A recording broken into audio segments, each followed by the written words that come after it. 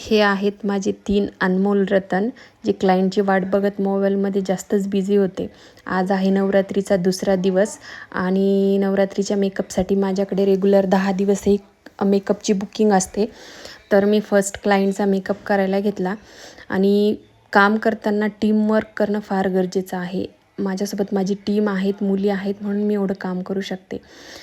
First क्लायंटनी मला गंध वगैरे कसं लावायचं ते फोटो दाखवून दिला. मी त्याप्रमाणे त्यांचं सगळं करून दिलं व्यवस्थित. मी सेकंड क्लायंटचा मेकअप करायला घेतला आणि मुलींनी फर्स्ट क्लायंटची हेअरस्टाईल करायला घेतली.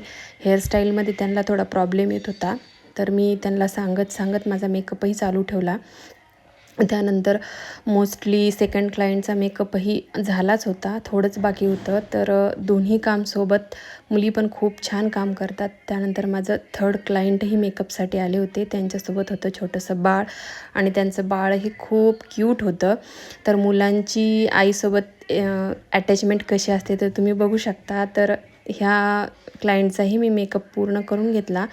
त्यानंतर मी जेव्हा त्यांची हेअरस्टाईल स्टार्ट केली तेव्हा त्यांचं बाळ राहतच नव्हतं.